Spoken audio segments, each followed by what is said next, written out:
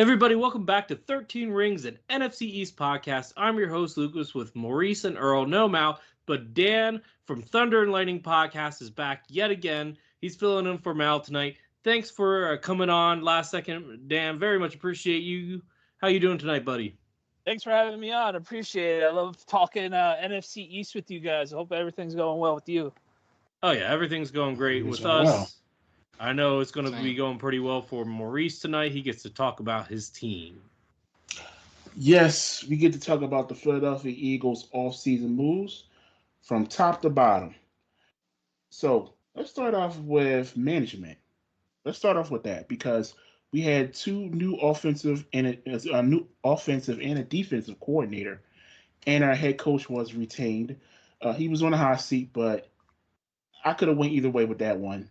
But he's here. Nick Sirianni's still here. So we got rid of Brian Johnson. Like I've mentioned on this podcast many times, Brian Johnson was ill-equipped to be the offensive coordinator for any NFL football team, and it showed. So he was one and done. We brought in Kellen Moore. Earl is familiar with Kellen Moore, like you've told us many times. But he has a clean slate here. He has a talented offensive roster.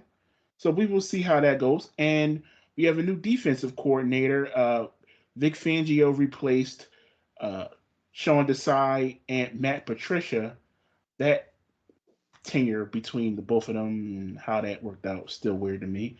But we have a new defensive coordinator who his defense has been replicated around the league, but he's the real archetype of it. So I'm going to throw it around the room to you guys, just off of those two hires and Nick Sirianni staying. What do you guys give it? I'll give my grade at the end, but what do you guys give just the grades of upgrading the two coordinators? I'm going to start with Earl. I'm going to give you guys a B, a solid B. Now, I believe Vic Fangio, he does a really good job being a defensive coordinator. So with the young guys y'all have, he'll definitely try to get them in a solid scheme that help benefits them. And just to be fair, I'll give Kellen Moore a good hiring as well. I feel like over time he's gonna mature a bit, so you guys might be able to get a little bit of a better matured Kellen Moore in this scheme. The only determination factor is with what he does, especially with having Jalen Hurts pass the ball. So I give you guys a solid B. Okay. Dan, let's go to you. I'm gonna give it a B as well. I like the Kellen Moore hiring because like you guys were saying before with Jalen Hurts being able to move the ball around the field with all the weapons you got. Obviously with Saquon and everything like that, it's going to be a lot different, and they're going to be explosive again like they were in the first half of the season. So I'm fully expecting them to bounce back and be in that division race and being in the contention for the number 1 seed. Lucas? I'm actually going to give a B minus. I really don't like Kellen Moore as your guys' offensive coordinator.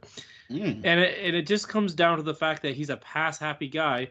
And, I mean, not saying that Jalen Hurts is a bad passer. I'm not. But it is definitely not his strength either. Clearly, his legs are his strength. So I feel like it's going to be kind of like putting a square peg into a circle. What's the phrase? You know what I'm saying? A square peg in a round hole. Right. Yeah. Square peg in a round hole. So that's what I feel like is going to happen. So I'm going to give it a B minus.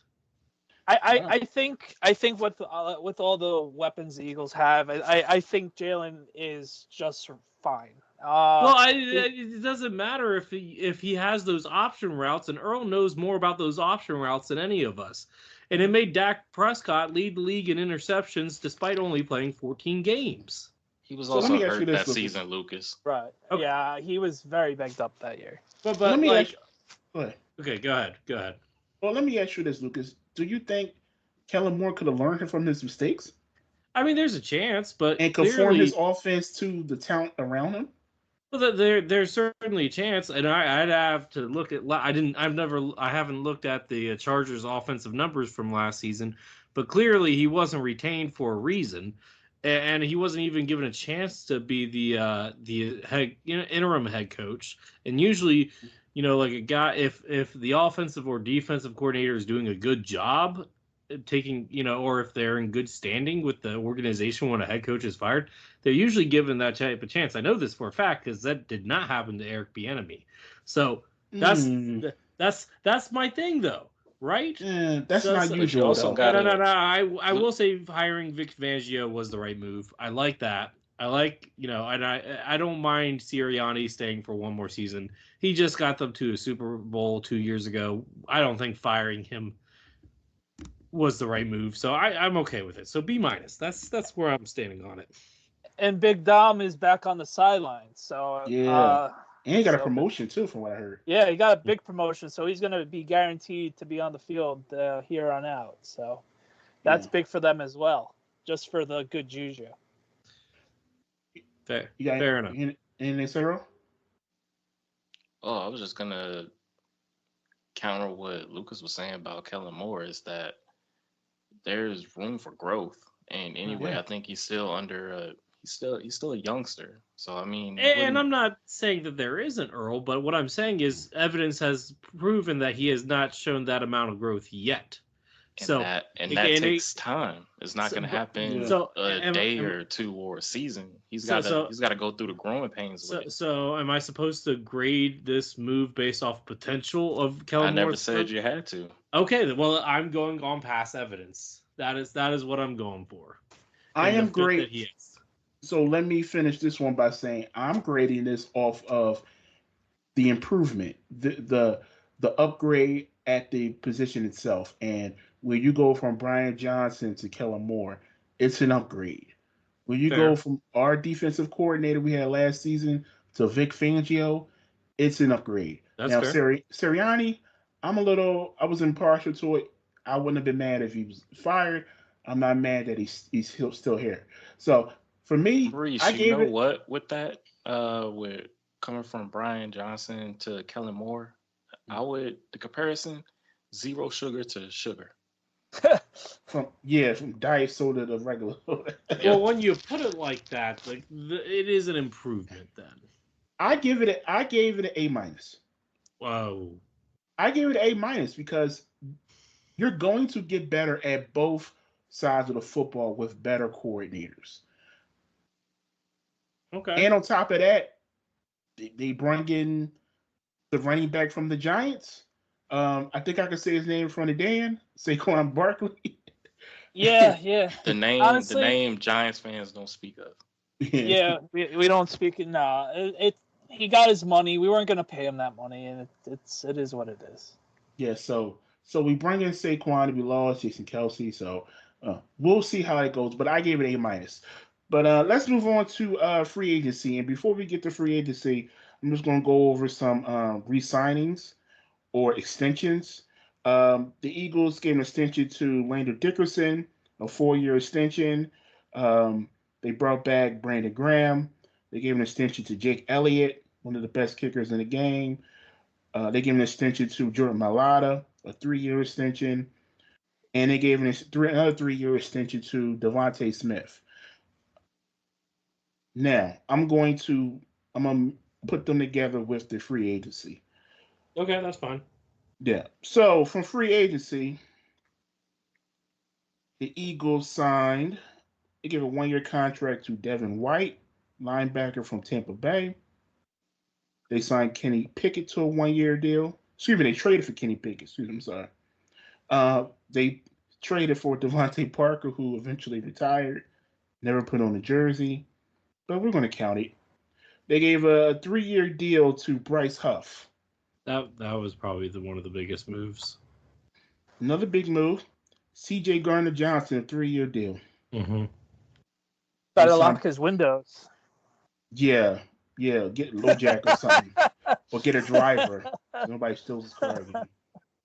Yeah, that was funny. That pretty much says everything about Philadelphia right there. Great athlete, got his car stolen, mad left. 1 year deal for Paris Campbell, for former Giant.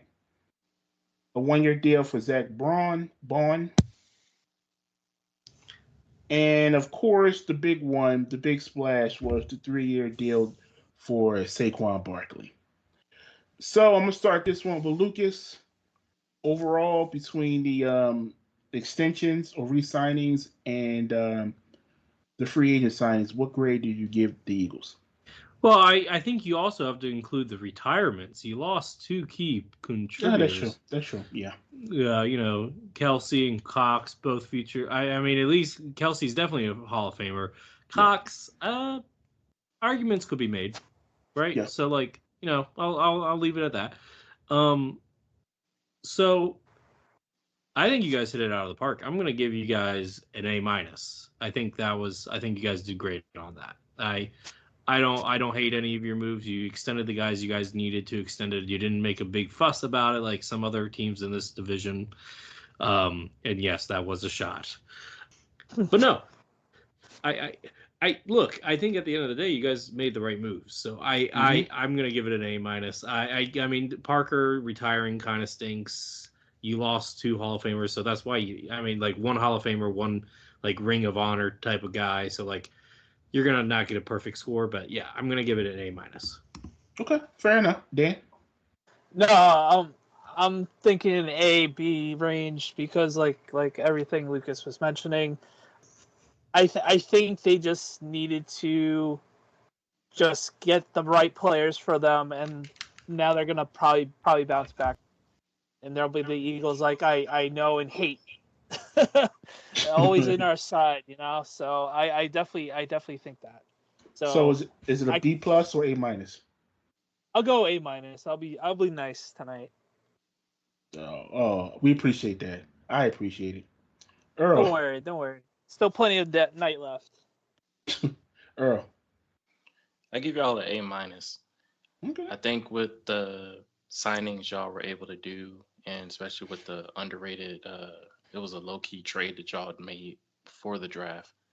I thought that was really key for the defense, as well as just building your roster from top to bottom. Y'all took care of what y'all needed from the draft.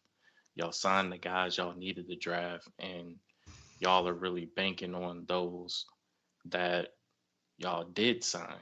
And that's a shot back at Lucas. And y'all took a shot at what y'all needed to accomplish, taking a shot at Lucas. And being able, Earl keeps his receipts. And it's not a grudge, Lucas.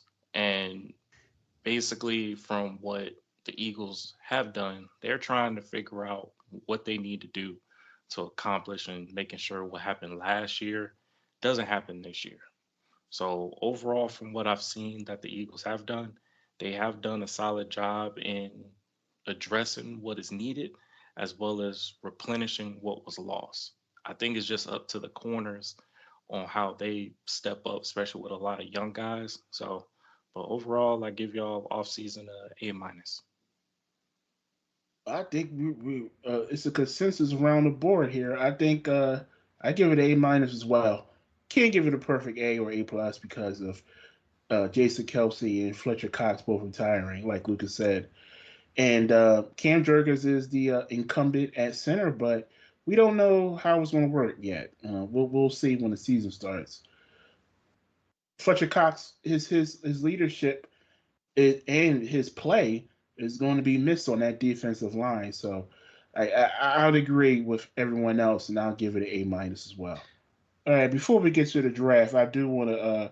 I forgot to mention they also signed A.J. Brown to a new contract. At the time, it was the highest paid receiver contract in the league, and then that got put down real quick by the other receiver signings. And also, Isaiah Rodgers was reinstated into the league as well. So I think the scores will remain the same, but yeah, I did think he get Isaiah retained or did you guys waive Isaiah? No, he was reinstated. Yeah, I know, because of the gambling thing. I'm asking, did you guys waive him afterwards? Because No, I no, know other teams. he's on the roster now. Yeah. Okay, I wasn't sure because I know some teams like mine waived the guys that were suspended after No. they Yeah, got he's in. reinstated. I think he has Okay. an outside chance of actually being a starter as well. Okay. Yeah. All right, so we move on to the draft. Big draft. And we had a whole mock draft episode on the Eagles, and I said I wanted the Eagles to draft Cooper DeJean with the first pick, and they got him in the second round, which is still unbelievable that they got a talent like him in the second round. But in the first round, they drafted Quinyon Mitchell with the 22nd pick. In the second round, they drafted Cooper DeJean with the 40th pick, which was a trade with the Commanders. Mm-hmm. Third round, they drafted Jalix Hunt. Your least favorite move. Yeah, at the time, my least favorite. But and now going to my grade, I just think he's a project. He could be a talented player, but I don't foresee him having an impact uh, this first year, in a year where I think the Eagles can really contend. Um, Spending a third round pick on that is iffy for me. But he can prove me wrong. He can prove me wrong. Other draft picks was Will Shipley, Aeneas Smith. Let me get it right, and Johnny Wilson. Also Trevor Keegan, Dylan McMahon,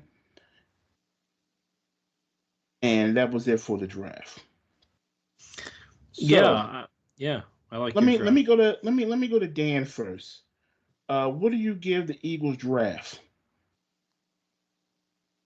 I give it a because they were able to get what they needed with the secondary. That was their biggest issue going into towards the end of the year last year. So they were able to get 2 quality first round draft picks. Mitchell was like rumored to be a top 15 pick, and then he fell to you at 22. And then, like you mentioned before, DeJean, he was projected to be in the first round the whole mock draft season.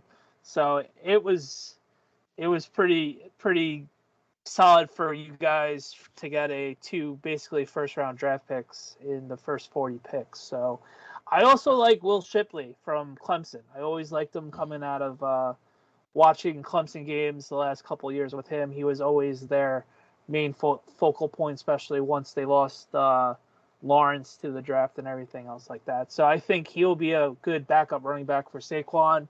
And I could see him getting bulks of the carrying if I don't wish injury on anybody, but knowing Saquon's injury history, if he was to miss a game, I wouldn't be shocked if Shipley could carry the load for them if need be. And then everybody else, I don't know much about Hunt, the linebacker from Houston Christian, but those type of depth, like you mentioned before, isn't terrible. So those are the guys you always hope to like land on and be diamonds in the rough, and you guys seem to always find one. So I trust Howie and the gang with that. So I'll give it a B plus. Okay. And before Earl goes, I forgot to mention Jeremiah Trotter Jr. as well.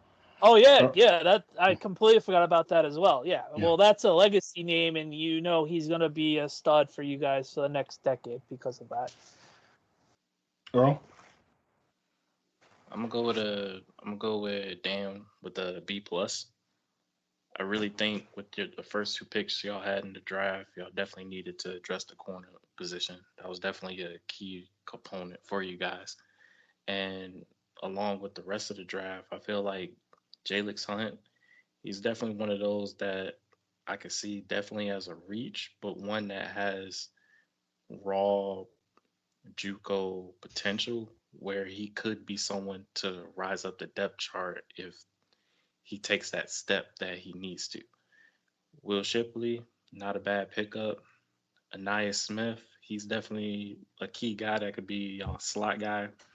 Jeremiah Trotter Jr., he's got bloodline. He's got second in line with that. So overall, that is something that's definitely key. And then Trevor Keegan, Johnny Wilson, and Dylan McMahon. Overall, I think y'all hit on pieces of depth, but with the first two picks, it was definitely one that was a need. So overall, y'all are trying to get y'all draft, get your team like filled the best way possible with bodies, but making sure that you have quality guys that could rise up the ranks if they can compete. So overall, I think it wasn't a bad draft for you guys. So B plus it is. All right, Lucas.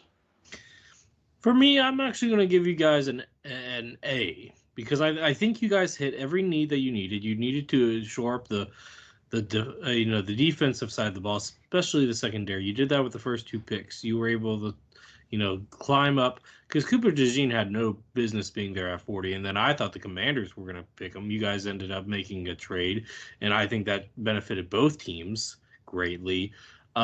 So with that in mind, and you guys did draft like one offensive lineman, right? Yes, two. Yeah. So you guys hit all your needs. I think you guys hit it out of the park. I think it's an A, not an A minus, an A, because I mean on top of that, you guys made the most trades ever in draft day history. So Yeah, that's true. yeah, I'm Yeah, gonna give you guys an A. I give it an A minus, mainly because of what I already stated about the Jalen Hunt pick. So, um, for that reason, anytime the Eagles are perennial contenders for a Super Bowl, I want to get win down players. And I just think Hunt is going to be a player that might make an impact year two, might make an impact year three.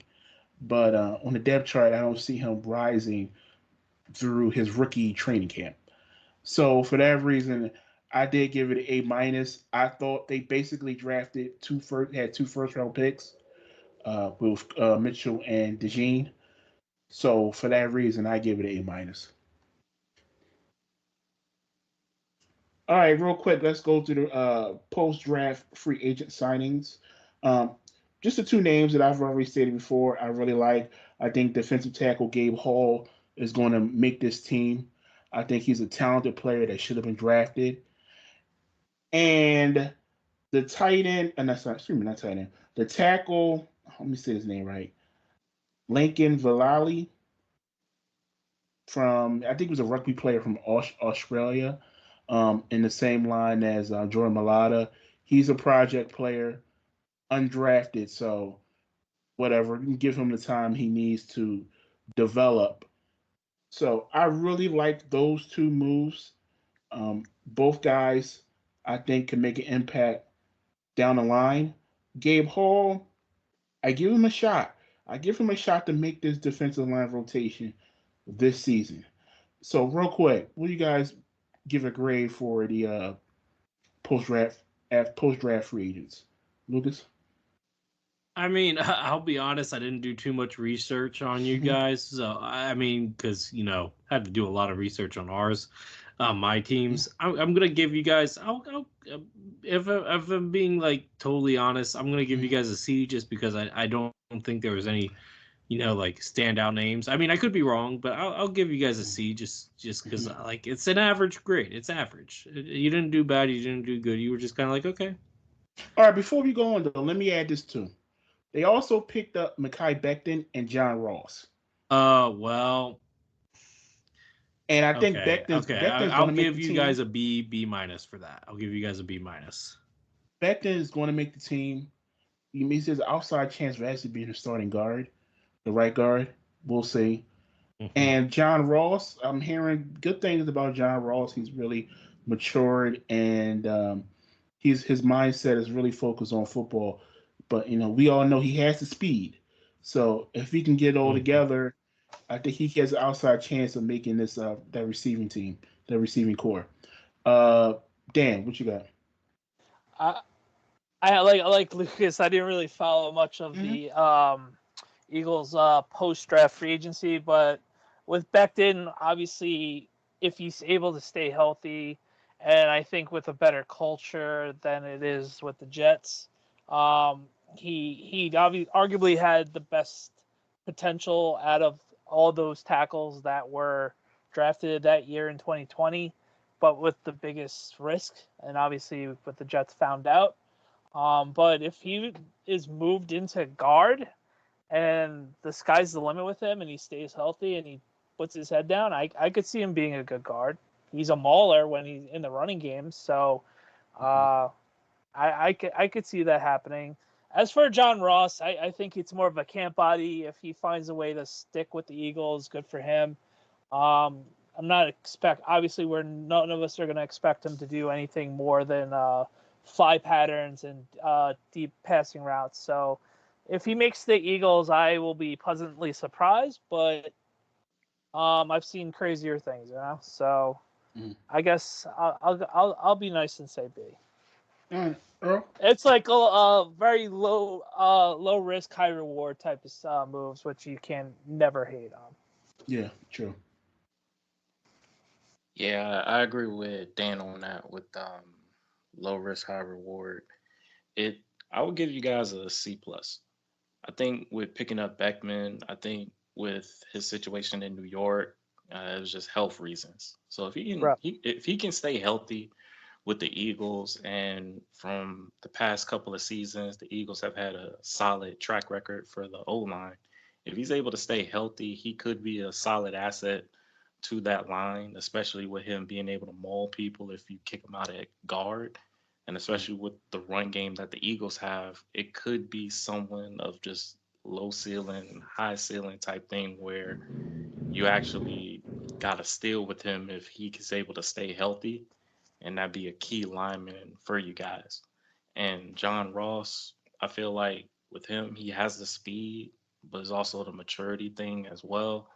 I could see him also being a camp body, but I've also seen crazier things. If he can work his way through camp, as well as being able to see him through preseason, he definitely has a shot to be under the low end of the wide receiver room.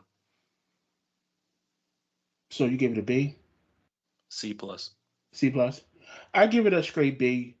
Anytime you can get an undrafted player who can make your roster and Gabe Hall, and I think he will, that's always a plus. It's always a positive because you're just picking up guys off the street, and if they can make a rotation and make an impact, then that's a positive. It's a win in my book. And Becton, like I said, he has an outside chance of actually starting at guard, and he was available for anybody to pick up, and the Eagles just got him for nothing. I think that's a win as well. So I gave it a B. All right, so overall, the best move. The best move, I'm going to say this. The best move the Eagles made was extending Devontae Smith and A.J. Brown when they did. And Earl can attest to this. The longer you wait on these re-signings or extensions, the more it's going to cost you. And that's what they're going to do right now with CD. The longer Jerry Jones waits, the more it's going to cost him.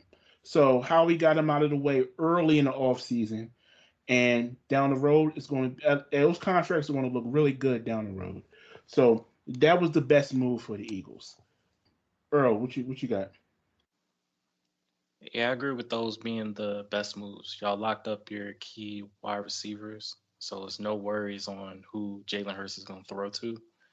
And with what Howie Roseman was able to do, and low key, they still have money in the bag to be able to sign another person. So right now, I don't know how they're doing it. They must have been playing that Monopoly app game or something, but they're able to manage their money in certain ways where they can get the guys that they want to re-sign, as well as bringing guys in for a couple of Kool-Aid and to see what they could actually help contribute to the team. So, but I think those were you guys' best moves, especially locking up your 2-star receivers to help your offense. Dan? Yeah, no. With like you mentioned before, with both AJ and Devontae, especially paying Jalen last year, it seems like you guys obviously we know the track record with Howie. He's like a magician with the cap space. So whenever you're able to make wiggle room and still being that contending team. As you see, a lot of the times when you pay your quarterback, uh, every other position sacrifices. As you see with Kansas City, obviously with Patrick Mahomes is Patrick Mahomes, and he makes anybody look good. But it's good to see. Well, obviously being unbiased, it's good to see Jalen being able to have his teammates that he can rely on weekly. Because what was the record that AJ Brown had before you guys fell off the cliff? It was like how many weeks was it consecutively? He had like over 150 yards, I like want to say it a was touchdown 7, or 8. two. Yeah, see, so like huge. And then Devontae is obviously one of the more underrated wide receivers in the game because of everything AJ Brown does. It's like, oh shit, we got to cover Devontae now. Like, he gets lost in the mix even though he shouldn't. So I think with those moves alone, I think just locks up Jalen's playmates for the next couple of years, and you don't really have to sweat it out, until one of them gets disgruntled.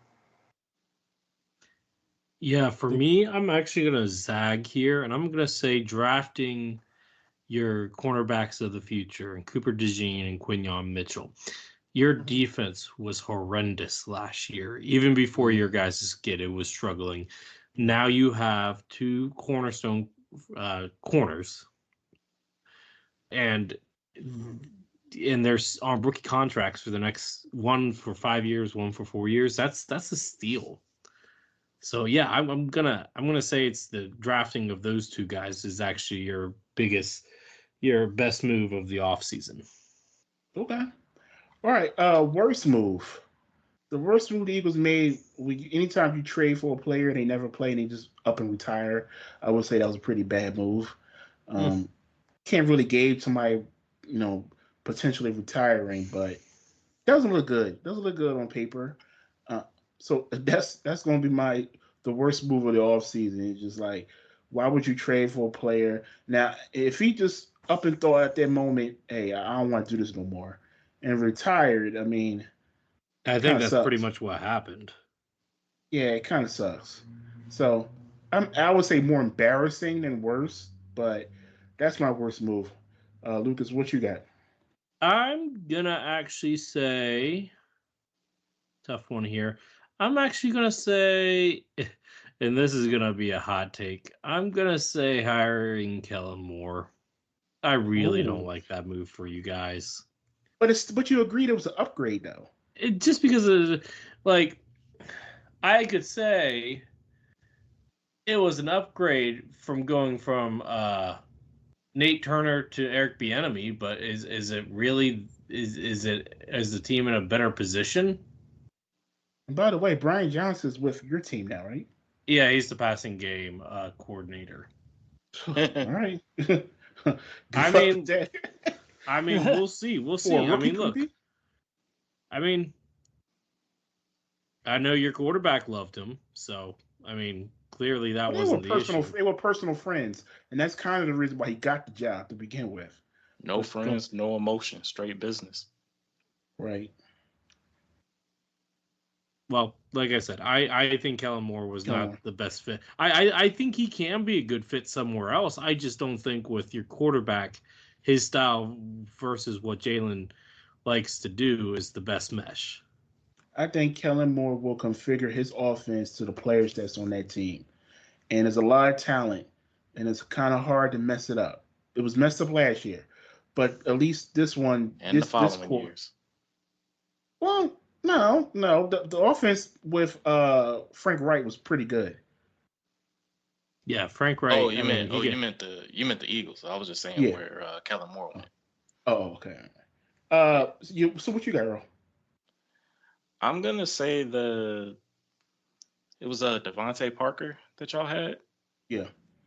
Yeah, I would think that would be the low move because I really think with him seeing how stacked you guys are at receiver, I don't think he had a clear shot to make the team. Only thing it would have been was a name. But I think with what the Eagles are doing, especially with competing in camp, you want to make sure you got your best 11, your best technically your best 22 on the field.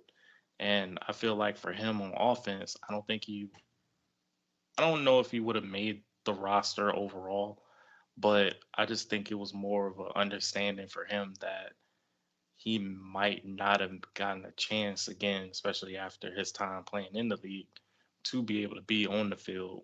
And I think it was just one of those moves where he was just like, yeah, I don't want to go with the heartache with it.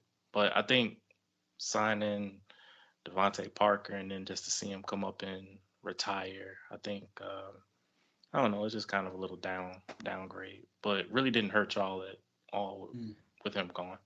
No, we didn't miss him. Yeah. Dan? Worst move, obviously losing Kelsey. Obviously, he's a Hall of Famer. I'm just gonna go with the low hanging fruit, and whenever you lose a Hall of Famer, it's gonna take a minute to adjust. That's cool. Yeah. He'll be missed, but he's living life right now. At least we can hear him on ESPN this upcoming season. Right. So the most underrated move. I'm going to say the most underrated move was signing Bryce Huff and letting and trading Hassan Reddick, because as we know right now in the news, Hassan Reddick is holding out in the Jets camp because he wants a new contract. So Mm-hmm. we moved off of him in the nick of time, and we basically replaced him with their guy. So essentially, it was a trade. So signing Bryce Huff and removing and trading Hassan Reddick was the most underrated move. Uh, Earl. Mm, oh, making that trade for Huff. Yeah, that's what I said. Was I think that's the most underrated move. Well, we Yeah. signed Huff, but we traded Reddick. Right. Right. Yeah. Yeah, I think that was a underrated move for you guys. I like that move. It was definitely low key though. Yeah, Dan. I think the most underrated move was able to get Cooper DeJean in the second round of the draft, and like I said, no one expected him to be out of the first round. So, getting a first round talent in the second round is always a huge move. So I'll say him. All right, and Lucas. I'm actually going to say drafting Johnny Wilson. I think he's going to be a steal in the draft. I mean, You really like him. I really do. He's gonna. I'm gonna be championing for him. Just to warn you now, that's gonna be the guy that I'm gonna be rooting for on your team this year. Just gonna be like Johnny Wilson, give him minutes, let him play, coach. Okay. All right, That so is Johnny Wilson is. All right, so just to end this up, summarize all this. The overall grade for the Philadelphia Eagles all season, I gave it a straight A. I think we turned out well. We turned out good on all facets of the offseason, from the free agency to the re-signing to the draft to the free agency. All that, I think we improved the roster from last season. I think we're in a better place than we were a year ago, even with Jason Kelsey retiring and Fletcher Cox retiring. I think we're in a good spot right now. I think we're projected to be the NFC East winners this season. Now it's only June, so we got a lot of football to play. But right now, from a talent aspect and from a coaching aspect, I think we're in a good position. So I gave it a straight A. Dan, what grade do you give the Eagles off season? I'm going A as well. Like you said, you guys, other than losing Kelsey and Cox, you guys replenished the team smartly, and getting a player like Saquon Barkley, adding him to the offense. We all like Swift. I liked him. I thought they should have used him more last year. They're definitely going to do that with Saquon this year. So I think they're going to be right there, like I mentioned earlier in the segment, first place, looking to get the number one seed or contend with the Cowboys for the first place in the division. So I give it an A. Okay, Lucas. I'm gonna give it an A minus. I think that like undrafted free agency wasn't ideal, and like I said, I'm not a big Kellen Moore fan, so I'm gonna give it an A minus. But I do like a lot of the moves that you guys did make, so kudos. Okay, and Earl. I'm gonna give you guys an A. I think with the moves that y'all were able to accomplish in the draft, getting what you needed, making the move and signing Huff, and being able to sign your key two top receivers, it really makes sure that your team has their contracts already handled, where there's no worries. All you got to do is go into camp and ball out. And from what I saw from you guys and what y'all were able to do, some of the free agents you really didn't technically hit on, nor the undrafted, but overall, with everything completed, I would give y'all guys an overall grade of an A.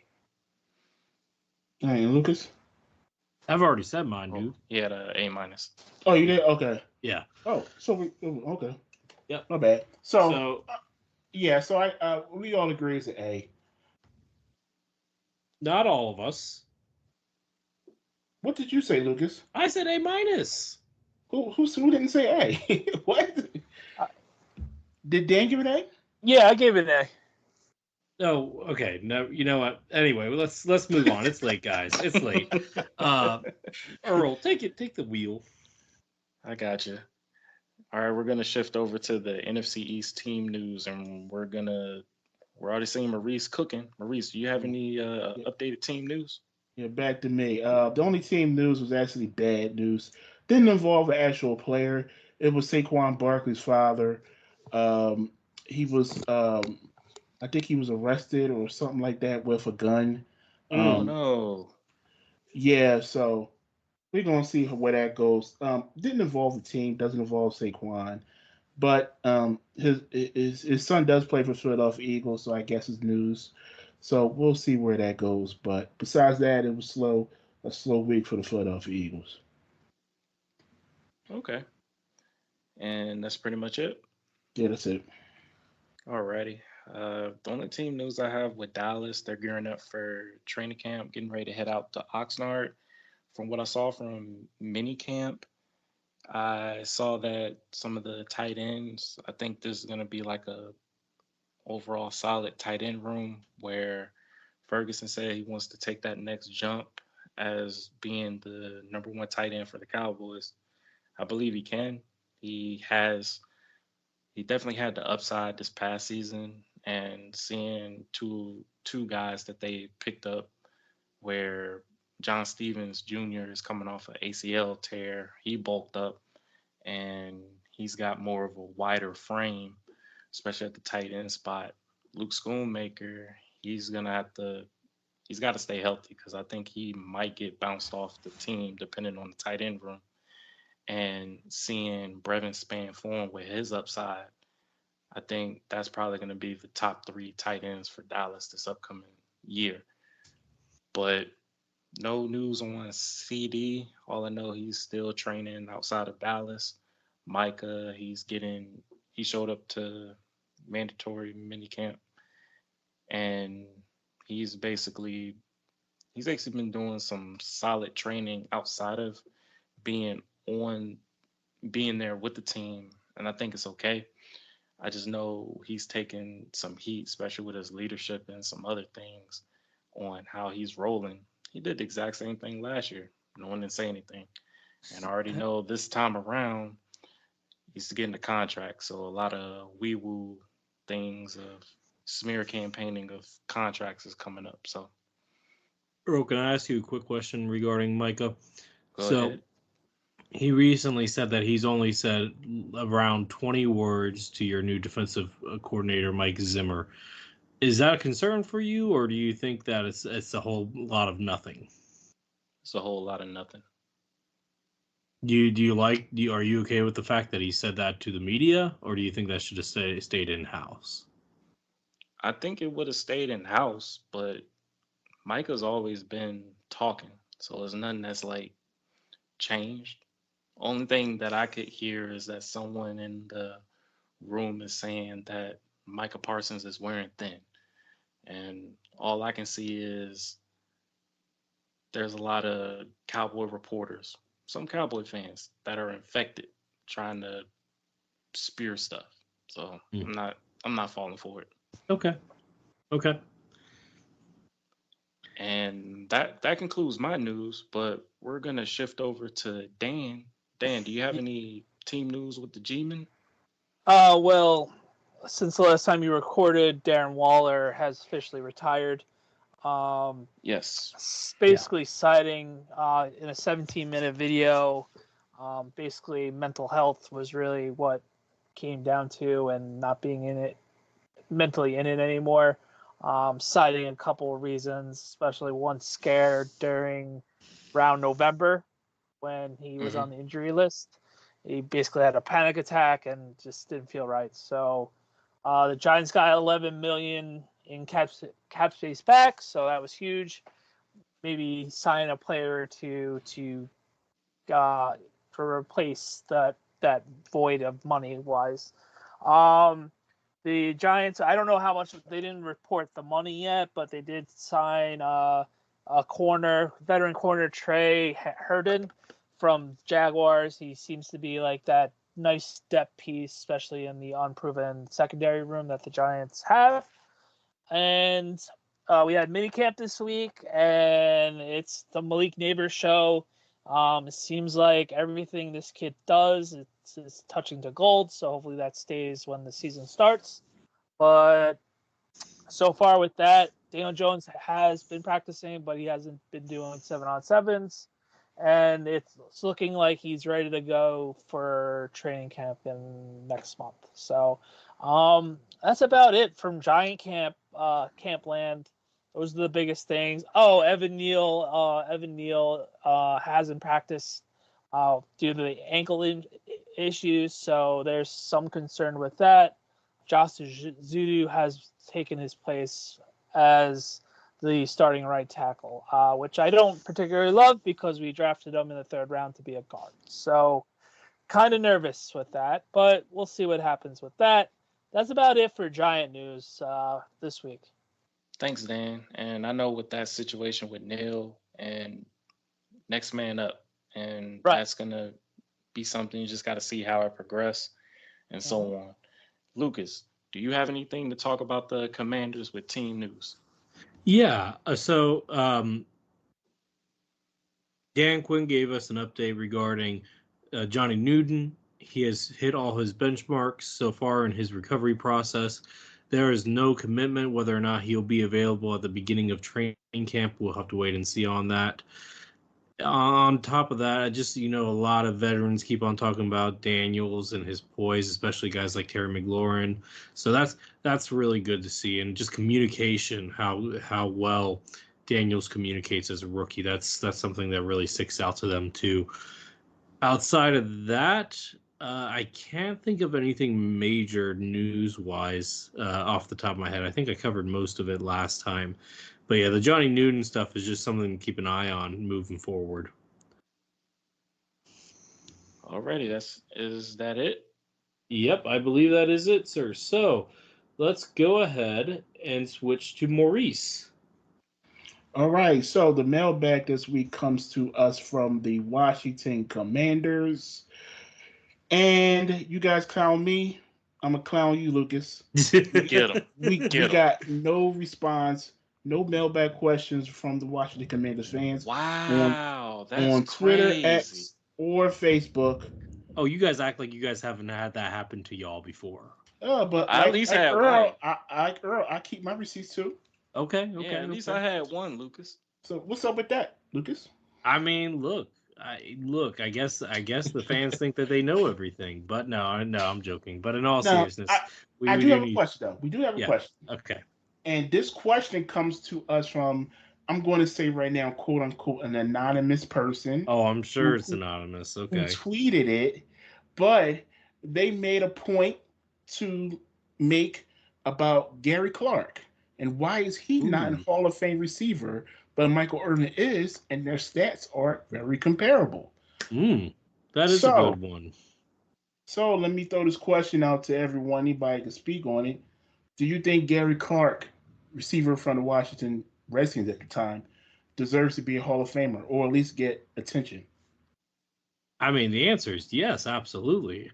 Of course you're supposed to say I mean, like, what am I supposed to say? No? Yes. No. I mean, he has comparable numbers to Michael Irvin. He was a long-time Redskin, won 2 championships. Like, I don't know what else you want me to say. You could argue he's the second best wide receiver in franchise history, and I'm not going to really bat an eye. Mm-hmm. Anybody else want to join in on that one? Agree, disagree? Nah, I agree with you. Yeah, he needs to be in the Hall. A lot of Yeah. players, I feel, for Washington got snubbed. Shoot, my squad got snubbed. I'm still waiting for Drew Pearson and Darren Woodson to get into the Hall of Fame. Darren Woodson should have been in there. Yeah, exactly, and especially Drew Pearson. He's the originator of the Hail Mary. So, look, all I'm gonna say, they're gonna put who And they're the gonna put 88 club in. too. Right. And they're gonna put in who they're gonna put in. And I don't know who makes this stuff up, but I feel they're slipping in that regard of guys who contributed in their time, especially in their career in the NFL. But I definitely believe Gary Clark deserves to be in the Hall of Fame. And that's a fair on my end. Hey, I recognize game. So fair enough. Anybody, do you guys have any other Commanders questions you want to ask now before we move on? I do. Yes, sir. I'm gonna go ahead and knock out this goofiness. Oh gosh. Lucas, this is kind of a two-parter. Okay. Do you think they're gonna be Major Tutty T-shirts? Oh my gosh. Oh yeah, definitely. Yes, there will be Major Tutty T-shirts. Do you want me to buy you one? Oh no. What you can do, buy my niece one. No. You are not getting my daughter. No, my daughter is not wearing Major Tutty. No, sir. Well, I have a mission to fulfill. And my next question, if they were to ever, I don't think they would change their name, but could you see Major Tutty being y'all mascot for years to come? I really hope not. He can be like their version of a Philly fanatic. I know. The potential's there. No, it's not. Okay. I'd rather have the original Pelican that the New Orleans Pelicans had as their mascot versus But I'm Major saying Tutty. if you had a the mascot little that was a nightmare machine thing. If you had a mascot that was a commander, I could see it. But when you have Porky the Pig being the commander, I'm just like, bleep, bleep, bleep. Something's wrong here. Look, Dan Snyder just had to smear the franchise before he left. That's the way I see it. And we won't be completely moved on from that era until we get a new name, mascot rebrand, a team rebrand. It needs to be all rebranded. Hey Lucas, if there's a rebrand, would you pick the mascot? I would pick the mascot. There are two names that I am okay with. I ain't worried about the name. I'm talking about the mascot. Yeah. Well, I mean, it goes into the name. I mean, it depends on the name. If they go with like Washington Wolves, then of course it has to be a wolf, right? But if they go like Washington Warriors, that makes things a little bit more difficult, especially if they decide to do that Dan Quinn shirt little thing where they do the W. Oh no, just make a superhero. I mean, that could work. That could work. I actually was thinking, I don't know. There are options. But we spent enough time on that. Let's keep on moving. And Earl, it's your time to shine. My time to shine. Alrighty, it's time for that. Who's that football player? Dean. Yeah, Dan, I don't think you were on here last time that we did that. Yeah, Dan hasn't been on here, so yeah, we're treating it like who's that Pokemon? Yeah, you like that, Dan? Whoa. Yeah. What's going on? So what's the question? This football player was on the New York Giants back in 2005 season. He had 3 pass deflections, 4 forced fumbles, 2 fumble recoveries, 14.5 sacks, 71 total tackles, 13 tackles for loss. His career awards, he's a 2-time Pro Bowler as well as a 1-time All-Pro, 2005 Most Improved Player, and led the NFL in fumble recoveries in 2010, as well as a 2-time Super Bowl champion. Guys, who's that football player? I think it was forced fumbles, not fumbles. Forced fumbles? Yeah, that might have been a typo on my part. I apologize. That's all good. No worries. Besides Lucas, Dan, Maurice, do you know who that football player is? I should I say do. that nobody got this right on social media. Maurice? I do not know, but Dan does know. Dan, who is it? OC. OC Human. Yes, sir. Ding, One of ding, my ding. man. Ding, ding, What gave it ding. away, I Dan? love What gave it away? everything. Was it the stats or was it the awards? I love OC. He's one of my all-time favorites. So I was gonna get him regardless. I think the strip sack stats was really what got it for me. Fair enough. What got it for me, and I know this kind of semi leads to Lucas's trivia question. OC Umenyiora in one game back in 2007, he sacked against the Donovan Eagles. McNabb 6 times alone. They finished the game with 12 sacks in a game. That game was awesome. Six was OC by himself. Mm-hmm. And overall, Sunday Night Football. Yep. Overall, he was a dynamic defensive end for you guys, and overall had a solid career. So I give credit where it's due. Respect. So funny story about OC. It was 2005, like you mentioned. I got a customized jersey of OC because they didn't have any yet, and that was my customized jersey, and I literally made it the cutoff by one letter. So it was funny. So I always have that funny story about That's OC crazy. Getting an OC jersey. Okay. So, well, that's cool. And OC's one of my favorites. Yep. There you go. Well, that's awesome. good. That perfect timing that you came on then. But let's more. Earl mentioned it. Donovan McNabb. That's our Eagles trivia question. And I'm wondering if one person on social media got this right, but I feel like they looked it up. If you didn't, kudos to you. Yeah. But come on now. This was a hard if one. you cheat or not. That definitely was a tough trivia. Yeah, no one's actually going to get the exact number, Lucas. Can you give me an over/under? Okay, over/under. For his career, did Donovan McNabb have over/under 306 in his Eagles career? Specified in his Eagles career, did he have over/under 360 sacks? I'm going to say over. Earl. And what was the number? Like 360 over/under. That's insane. That's a lot of sacks. That is a lot of sacks. He say played under 11 years there. I'm saying under because the Eagles O-line was always top notch. I'm gonna say under because there's no way the Eagles offensive line was boo-boo. Yeah. Well, I am going to say that Maurice, you got this wrong. Wow. 357 with the Eagles. Oh, come on. Oh, that wow. You might as well say he was close.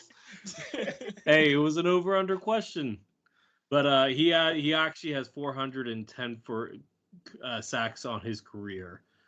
You know how many he had in one season with the Commanders?